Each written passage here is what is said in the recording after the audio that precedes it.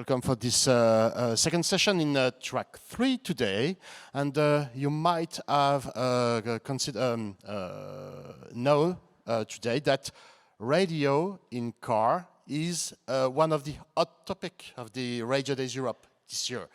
It was years before, but with the appearance and the rollout of new services provided by Google and other tech giants in the car, your presence, your way of being relevant as a media in the car is more important than ever. Even in a modern connected car with touch screens and apps, radio is still the #1 entertainment medium in the connected habitat. So why are some car companies downgrading the radio in the dashboard? And how can we fight back? How can you, radio industry, radio producer, radio company, organizations of broadcasters, can fight back? In this session, we will welcome 3 experts for a discussion, and it's meant to be a very interactive session at the end. So if you have questions, you will be more than welcome to raise your hand to ask questions to those distinguished speakers this morning. We will have Philipp Rabel, who is in charge of the radio experience for the VW Group car. David Olczek, director for the digital experience for Volvo Car Group, made in Sweden. And Michael Hill, the founder of managing director of the international Radioplayer platform. Mike, the floor is yours. So the format is we are going to have an unmoderated discussion between us. We're going to tell each other the truth. We're going to be really honest with each other, from radio to car companies and from car companies to radio, about the relationship between the two. First, we're just going to take 2 minutes to each introduce ourselves. So if I can have the first slide, please. So I'm Michael Hill from Radioplayer. Let me just tell you a little bit about what Radioplayer does. We're owned and supported entirely by broadcasters. This is just some of the logos from our broadcasters on the screen, but there's thousands of stations around the world in Radioplayer. And we work with car brands like VW Group and BMW Group to make radio strong in cars, and that's just some of the car brands. What does that mean? Well, it's all about metadata, the M word, station information, your logos, your streams, your DAB information coming into, in this case, a VW Group interface. And this is a very clever interface. It's hybrid, so it can switch between FM, DAB, and streaming. Now, of course, as soon as we've got all those cars connected to our systems, it gives radio an unprecedented opportunity to get analytics data, real-time analytics data back about car listening, not just the streams, but the FM and the DAB and the podcast listening as well in cars for the first time ever. We're very proud to partner with innovative car brands like the Polestar, which is an electric, 100% electric vehicle, which launched recently, and it's actually a project that Volvo are involved in as well. This car was the first to have an Android automotive operating system. What that means is basically Google power the dashboard, and you can see that in action here with the Radioplayer app, which we were asked to supply to supplement the standard radio experience. And we added podcasts and on-demand information. Now, we don't just work in this Google Android Automotive template. We think Android Automotive is so important in the future that we have actually invested a lot of money in building what we call the reference radio, which is our app, Android Automotive app, what we think is a really great-looking radio with bright logos and favorites along the bottom, but also, of course, podcasts and on-demand sitting alongside live radio. So this is our reference radio, which we can offer to car companies. Recently, it was announced that Radioplayer is getting a significant amount of new investment from the broadcasters that support us, and this will enable us to look to the future, to invent the future of radio in cars with features like this. So that was a very quick sort of tour through the kind of things that we're doing. One of the other things we do is that when we talk to car companies, we need to sometimes remind them of the importance of radio. And so we commissioned some research along with World DAB a few months ago. Big piece of research, actually. We talked to more than 6,000 car owners and car buyers about radio in the car. And we were really surprised by some of these results, actually. 80% of people planning to buy a car, less likely to buy a car if it doesn't have a radio. 89% say broadcast radio is the most important audio feature in the car.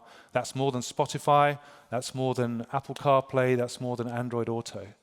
And 90% of car buyers, 90% believe broadcast radio should be standard in every car.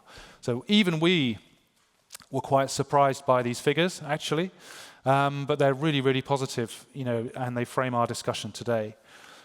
Finally, from me, a quick reminder of what Radioplayer does. You're going to hear words like metadata today. That means station information, and it's what we pass to car companies on a feed, which we call the RAPI, the Worldwide Radio Player API. But we are going to keep this session jargon-free today. So if one of us uses a word you don't understand, put your hand up and tell us, and we'll change that. We'll explain it. We've all promised each other not to use bullshit. Radio button, you'll hear me say quite a lot. The radio button, this is a concept we have, which means it's the native embedded radio in the car, right? It's what the car comes with from the factory. And as you've seen, we build an Android Automotive app which car companies can use as that radio button. And the final thing about Radioplayer is that we are owned and operated completely by broadcasters, so they trust us to speak to car companies on the behalf of radio. We also represent the users in this equation. We do a lot of research on user experience. So that's Radioplayer. If you can move us on to the second presentation, please.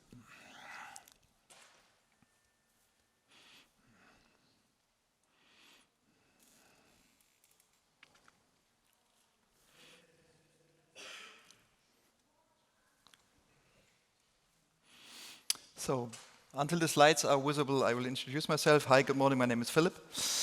I have the honor to represent Carriot. Carriot is the newest member within the VW group, so maybe you've heard of Audi, VW, and all the other beautiful brands you see on the bottom line.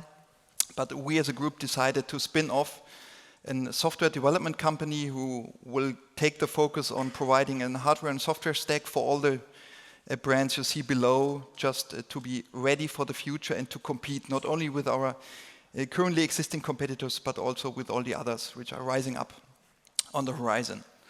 So that's why you maybe have not heard so much about Carriot, but you will definitely in the future.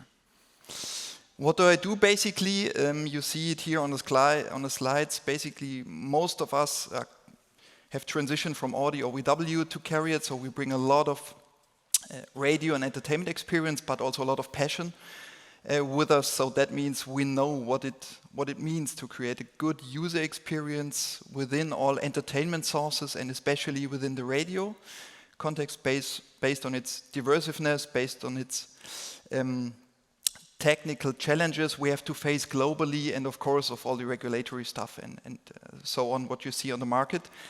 And theoretically, we are, let's say, responsible for all the entertainment sources within the car, so we are totally agnostic. We just put in what the customer wants, and we don't prefer one source over the other. Of course, we have all our own opinion, but what we see basically, and that's what Michael has just shown, is radio still remains #1 source in the car, and even it gets quite wider and broader within the different sources the customer can choose within the cars. We see radio still remains #1, and even the broadcast technology remains #1. But we also know that it's quite a huge effort to create a good radio experience in the car, even towards the current competitors we see on different entertainment sources. And that's why we decided a couple of years ago to, let's say, do not only all the development stuff and the zeros and ones every day, but also to promote radio technology towards the industry and to partner with strategical partners. Like you see on the right-hand side, so we've partnering with Radioplayer for a couple of years. We are part of the steering board of Radio DNS to put our focus on open standards. We are represented within the World DRB, chairing some automotive and UX groups, just to put our knowledge into the industry. And we are also part of the NAB pilot, which the Xperi colleagues explained yesterday already, that we also pushed the Google guys to tell them that good radio experience is quite important within the car. And that we do not only do, let's say, good slides, but also put some cool functions onto the streets. There's just a short summary of, let's say, our success story about hybrid radio, which we were pioneers a couple of years ago, putting this melting between the broadcast and IP technology together in the cars. There's only a small piece of, let's say, press releases you see here. If you take a picture from the slide, you can follow the dyno code, and then you will find a lot of more fancy information about what we do and how we did it and why we think radio is so important for the car.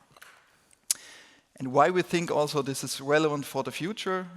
Last slide from my perspective. One sentence says it all. The driver of today will be the passenger of tomorrow. So that's quite an easy sentence, but it has a lot of value in it, because if you think of that situation in terms of autonomous driving and everything that will come up,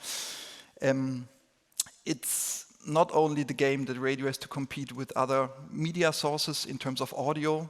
There are a lot of new things you have to consider in terms of video, in terms of gaming, in terms of health and well-being. So radio will be much more in the competition towards other entertainment possibilities in the car. And our mission and my mission is to keep radio as attractive as possible. Thank you. And now I'll switch to David. All right, thank you. Let's see if we can bring up my presentation as well. So David Holacek from Volvo Car Group. We're also building the infotainment system for our sister brand, Polestar, that were in a panel session yesterday as well, and you showed some great examples from that work. So happy to be here and talk about radio and how we see radio. So I think overall, a lot of things have changed in the automotive industry. I mean, for us, since 1927, when we had our first Volvo coming out, to what we can see today. I think some things still remain, like we have 4 wheels, we have a steering wheel still for a couple of years. We'll see where that goes.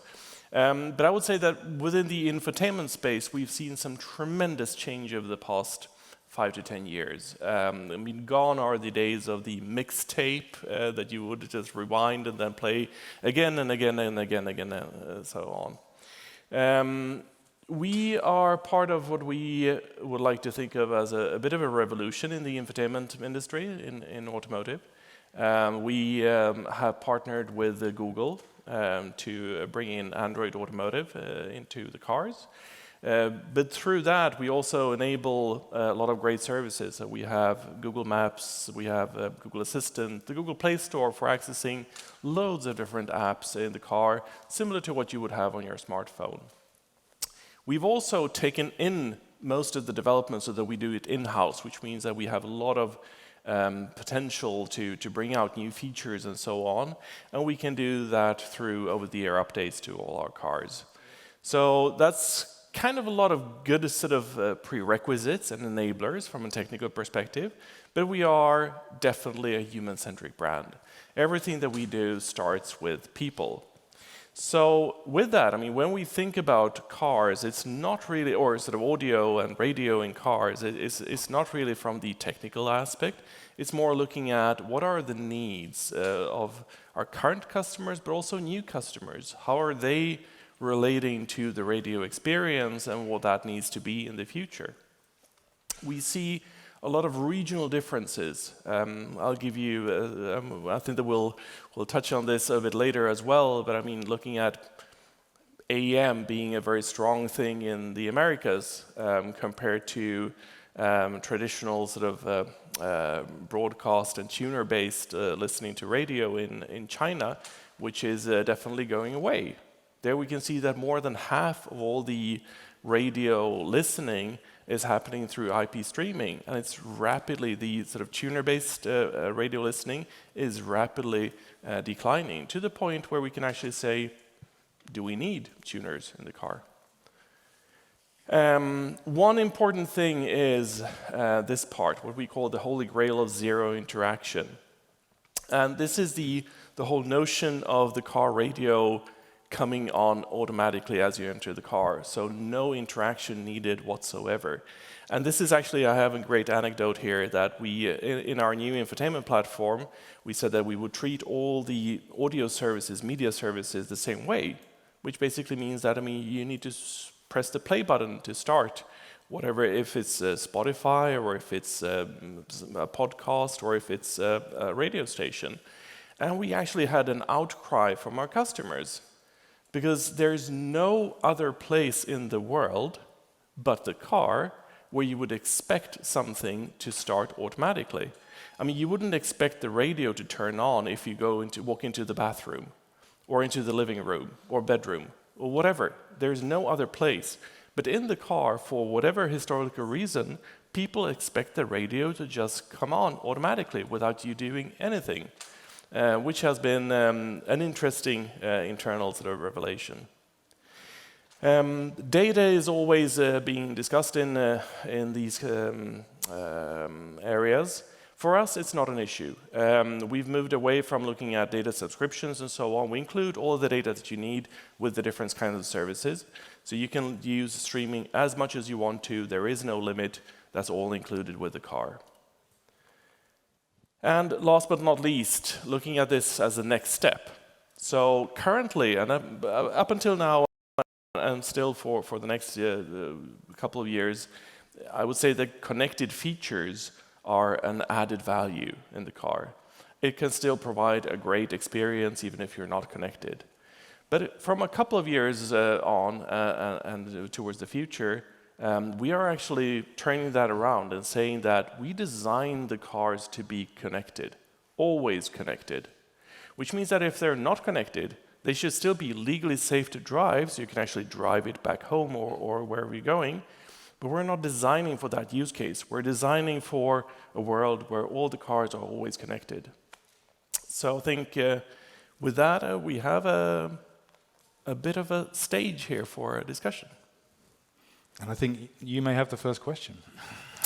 Well, definitely. And I thought of starting off easy and asking, sort of, is radio dying? Is radio dead? And so on. But then I thought that I would probably get sort of a Monty Python-like answer, like, no, it's not dead, it's just resting.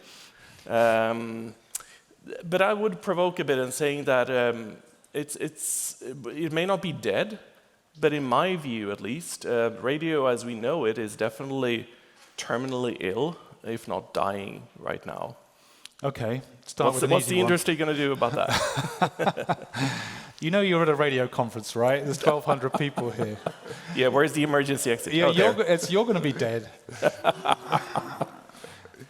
Well, look, I'll refer you to the slide I showed where we talked to 6,000 of your customers, and 90% of them said broadcast radio should be standard in every vehicle. So, I don't think that's a sign of anything that's dead or dying. Radio's demise has been predicted many times over the last 50 years with cassettes coming in and CDs coming into the dashboard. It hasn't happened. It's still the primary entertainment medium in the car, as Philipp said from their stats as well. So, yeah, I would obviously say radio isn't dying or dead. And I'd put it back to you. I'd say, look, try building a car without a radio and see if it sells. I don't think it will. Well, it's funny that you say that. I think that they're coming back to one of my points with the regional differences. Actually, we and the whole industry is quite affected by the component shortage, for instance, and the radio chips, tuner chips, and so on are definitely one of the problematic parts. When we had a discussion with our regions, actually, China said that, well, actually, we see that people aren't listening to tuner-based radio anymore. So we could just as well just take it away. Right. Well, we'll get onto that. How the radio gets into the car is a separate question from should there be a radio coming with the car, I think. And that's one to discuss. But maybe another question to you, Michael, coming back to the regional differences that David mentioned. Why do you think are there still, let's say, different digital standards within the different markets? So I think you're talking about DAB in Europe. DAB and HD radio, for yeah, instance. HD radio in the States. I guess it's the same reason as, you have to build bigger cars for the US market because it's local taste. Local taste in America is to drive bigger cars than in Europe. Within the radio industry, local taste has dictated DAB has grown in Europe and Australia. And HD radio has grown in North America. Is that a problem for you guys? Do those multiple standards cause you a big issue? I would say we can handle it, or we handle it since a couple of years, and I would say quite successful, no matter which manufacturer you're talking to. But of course, we as a, let's say, global player, we like scalability and we like common standards. So each standard makes it a little bit easier to scale and to be quick within the development cycles. So I would always agree on if it's possible to merge something, to think about it at least. But maybe coming back to the analog standards as well. So what do you think about what David also mentioned about AM in particular? Do you think car manufacturers should get rid of it? Should we kill off AM? What's the problem with AM? Does it cause what? Just give me a minute on what happens with AM in cars. What's the problem for you? I would say there's primarily a matter of cost, and there's also a lot of interference happening, especially with the hybrids and electrical cars. So you need to add a lot of shielding and so on, which is very expensive.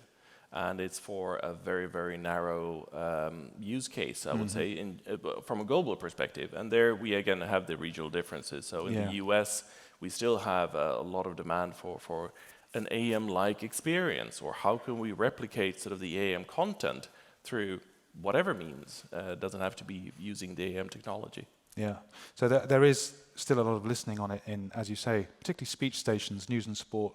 So I think, maybe radio should have a plan for phasing it out and migrating those listeners. And maybe I'd put this one back on you guys.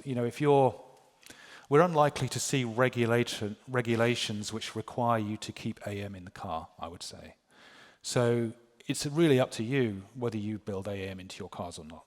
And the decision you make on that will probably dictate how long AM lasts. Because, a lot of people listen in their cars, right? So what's VW Group's stance on AM? So basically, we're on a hybrid strategy, I would say. So when we see clear markets where there is just no customer demand and there's no special use case to provide it, we already started to reduce the AM functionality within the cars. Yeah.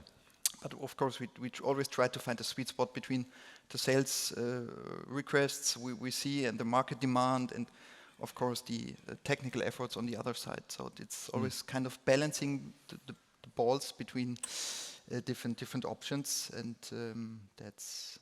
Okay. What about other analog platforms? No, well, when it comes to AM, we actually kicked that out 2 years ago, so we don't offer that anymore. I think for us the question is more not if, but when can we get rid of FM and DAB and HD radio and so on. We don't really think that that's the way forward.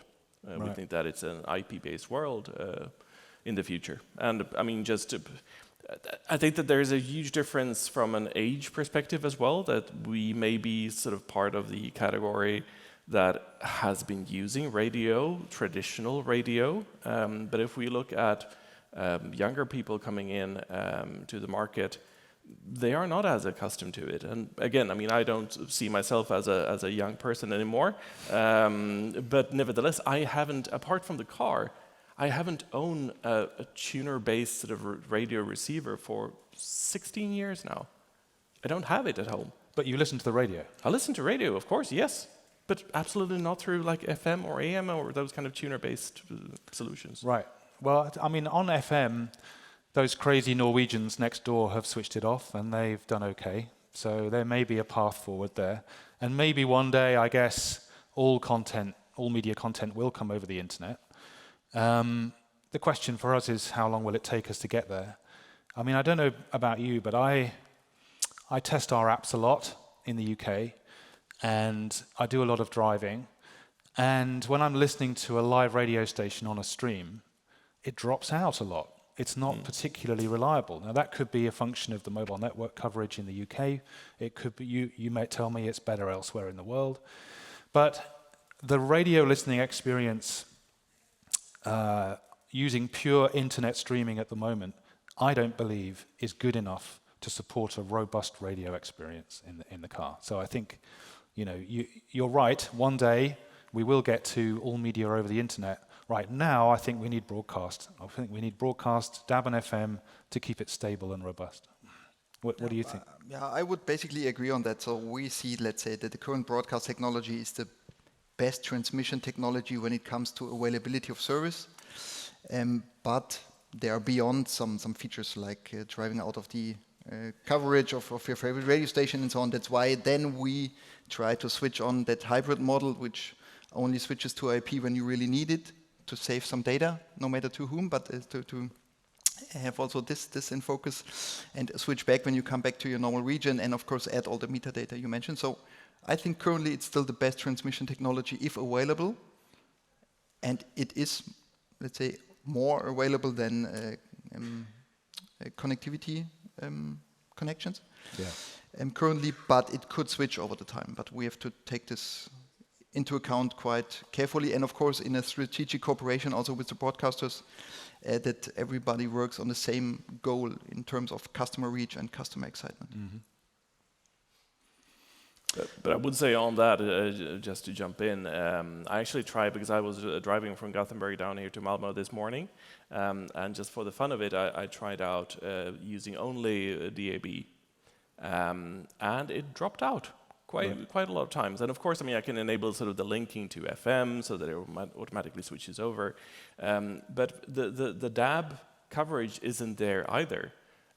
But when I switched over to IP, it was all working. So there was not a problem with that. And if we think of which part will be built out over the next 5 to 10 years, I would guarantee that the mobile networks, in terms of internet coverage and so on, will be the focus rather than DAB.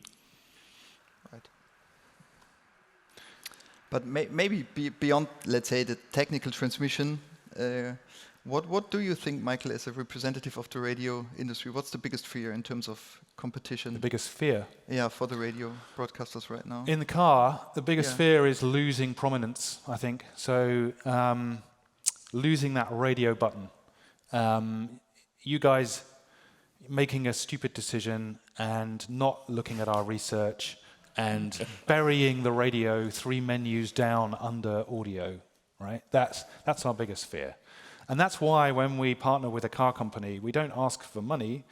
We actually ask you guys to sign up to some sensible rules about how you're going to use our metadata in your interfaces. And one of them is about prominence. There needs to be the equivalent of a radio button. Very easy to find, and the radio interface needs to be very simple to use. So yeah, I guess prominence is our biggest fear. I'm going to come back to you both. You talked, both of you, about the kind of other content that's coming into the dashboard, music streaming, even video, I think you mentioned. David, first, what do you think is the future for radio in your cars? Well, since it's dying, no. I definitely think that there is room for a radio experience. So definitely there is demand to get that kind of content. I think that both we and the radio industry is searching for what the right thing to do is, to be honest. We've perhaps challenged ourselves and the industry a bit with going more away from traditional radio and more into the open world of apps and so on.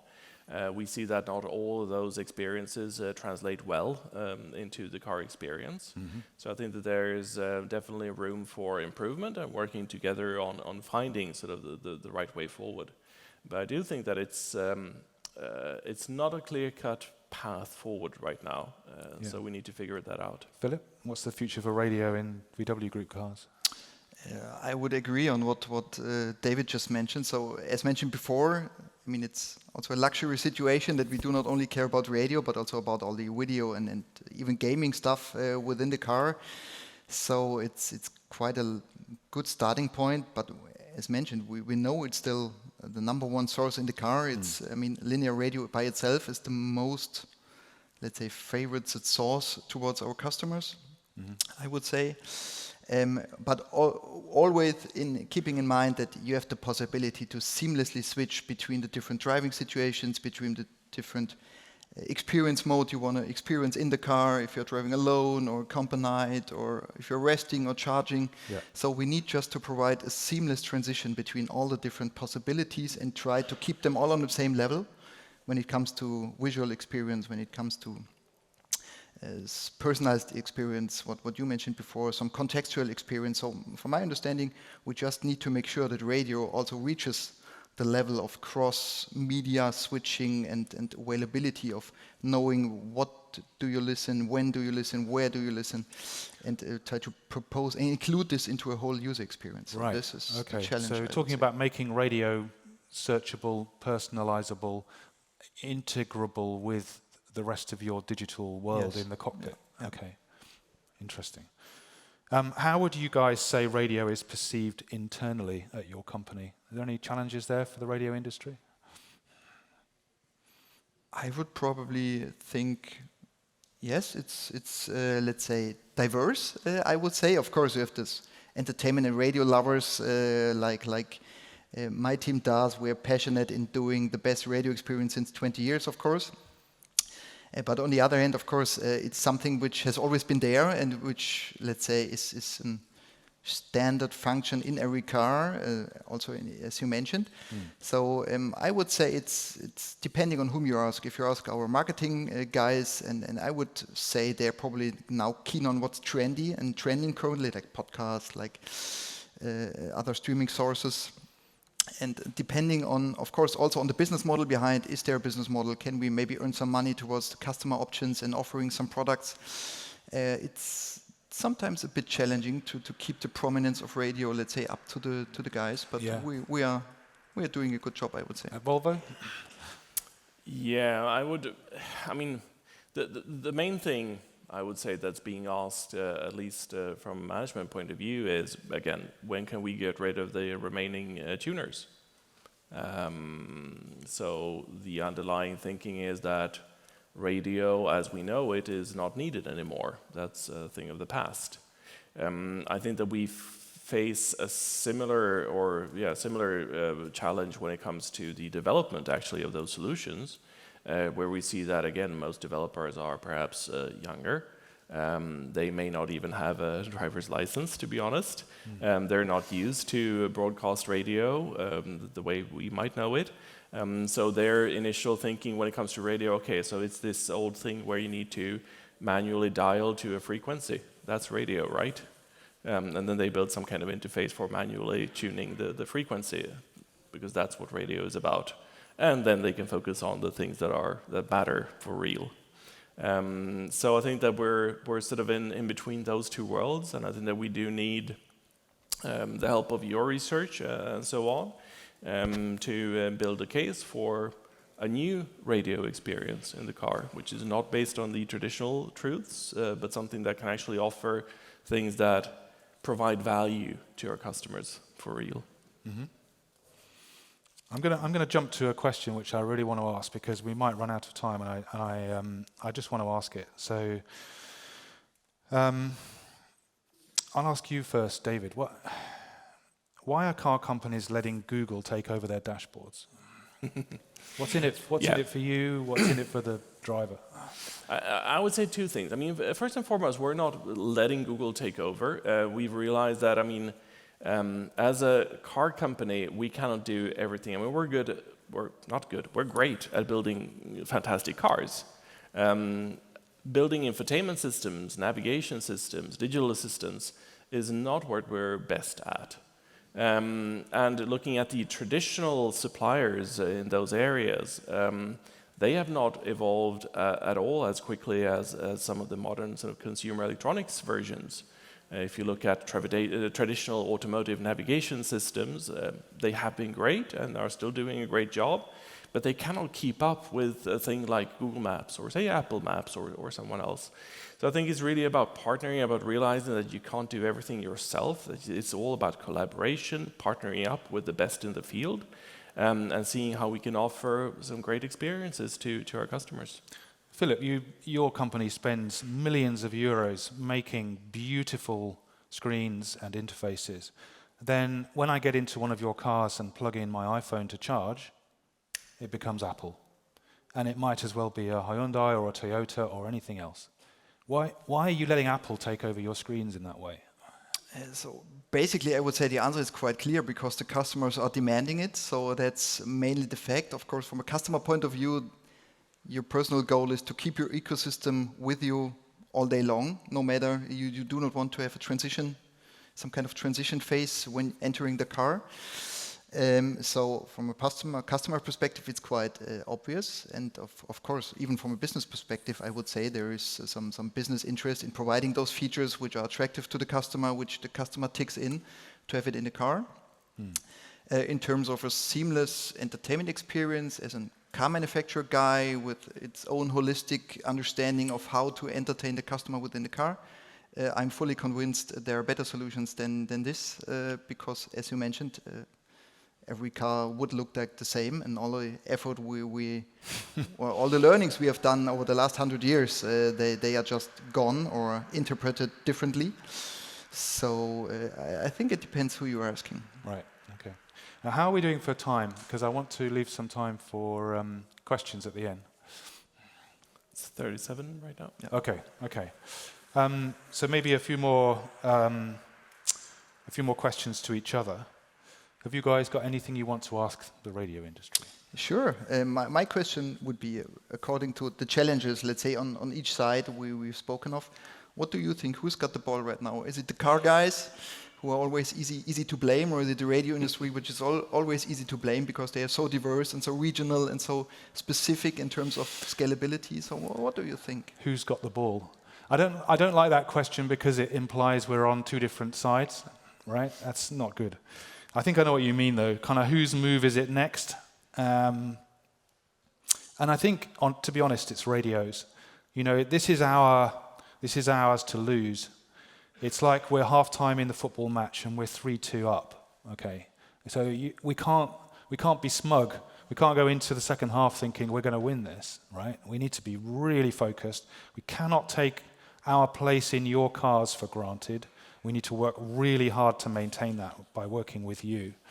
But yeah, so I think it is, the ball is in radio's court. And that's why we're investing so much time and effort and money in things like Radioplayer to help you guys make better radios. I actually have a follow-up question to that. I mean, we've seen a lot of movement from the radio industry, trying to sort of keep up with all the changes that are happening and so on. And we end up in the situation that we have in our cars today with a great open ecosystem, that we have loads of different apps for each radio station, or at least the companies owning them. But if you compare that to the zero-click interaction model of the traditional radio, it goes totally against that. So I mean, in the old radio world, I have radio. If I don't like the current channel, I switch to the next. I don't care if it's Swedish radio or Energy or Bauer Media or someone else owning that radio station. I have everything in one place. But then you have a lot of movement from the radio industry now to get everyone, all the customers, into your own kind of experiences, where you have different user interfaces, you need to create different profiles. We heard earlier from Radio France, understand that, so to create a Radio France account, for instance. I mean, if you start creating these accounts for every single radio station, I mean, no one is going to do that. People just want the zero-click interaction. Yeah. So yeah, I think that the radio industry needs to make up its mind a bit there when it comes to how much do we want to have a separate, unique, branded experience versus actually bringing our content to the listeners. Yeah, I agree. I mean, just to clarify, what we're talking about here is a situation in the car where everything is an app, including the air conditioning controls. It's a bit like when you get a mobile phone for the first time. Some things you have to download from a store, and some things come shipped with your phone, like the email app. So we see radio, the radio button, whether that is DAB, FM, or internet streaming, it doesn't matter. We see the radio button like the email app in your phone. The cars need to come with it, and under that button, there needs to be a really good, simple interface optimized for great live listening, right? That's how the radio should work, we think. Beyond that, of course, there is an app store environment, and it's just like your mobile phone app store environment where there are thousands of apps competing for your attention. And you're quite right, the radio industry does need to work out what are we going to offer at the top level in the radio button from those broadcasters, and what are we going to have to force listeners to find in that cluttered app store from those broadcasters? I think that's a big question. I can see this movement, so we should probably just see if there's any questions from the floor before we wind up. I think there's one over here. Yeah, hi Mike. Paul Chandler from Fixed Radio and Podcast Radio in the UK. Where are we with Alexa in the car, either directly fitted in or as a box which we can plug in? Do you guys have voice assistants? Yes, we do, and we also already have today an Alexa integration since a couple of years right now, so that's, let's say, some basic stuff we already provide into the car, where you, of course, also can choose some of your, let's say, favorite Alexa skills in the car. And Volvo? We have focused primarily on integrating Google Assistant, which we see has a broader traction worldwide. But of course, we're in constant discussions with other possible providers as well, and see if there is a need for them, we will be able to offer them as well. Okay. Any other questions? Yeah, front here.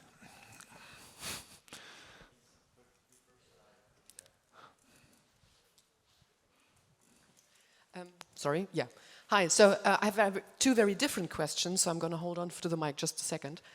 First one is, if Radioplayer, and I work for Radioplayer myself, I have to head up for that, if hypothetically we would make it our mission to supply you with every radio station, AM, Sirius, FM, DAB, whatever, worldwide, so you can get rid of those tuners, of those shields, would you pay us for us?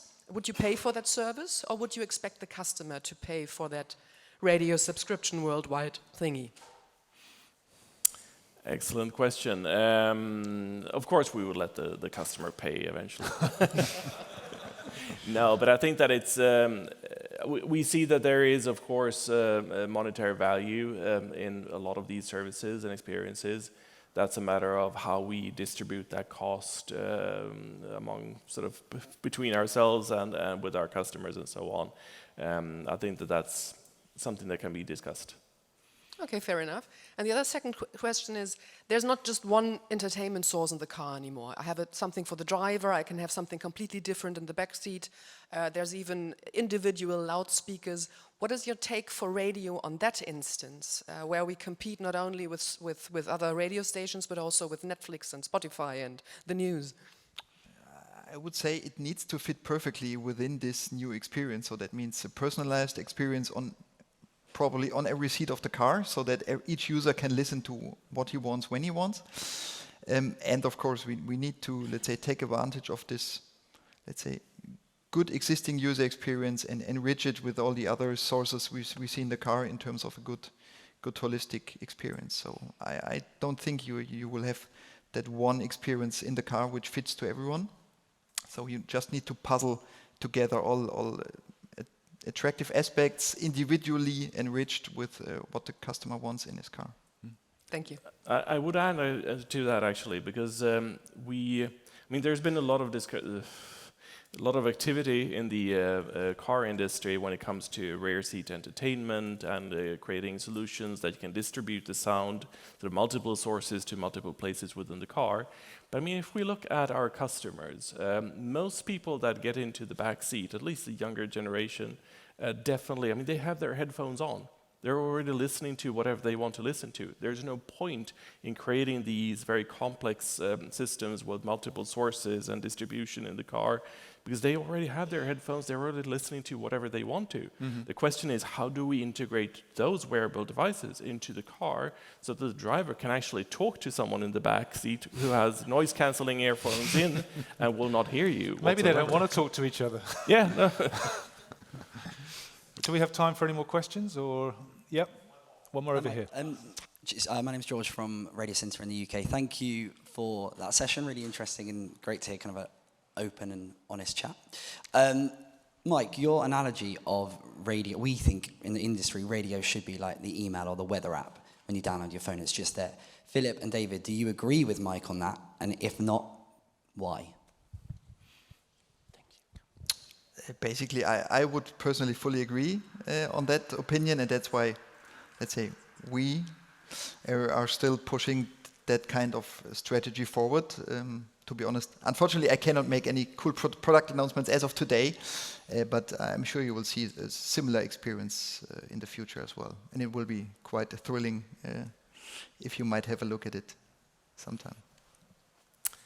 I would say yes, we definitely see that it should be there, and we just hope that somewhere in the radio industry there will be some kind of association, a group that would actually gather all the broadcasters under one umbrella. Who could that be? Oh! We're trying. Okay, look, I think we're out of time, so thank you, everyone.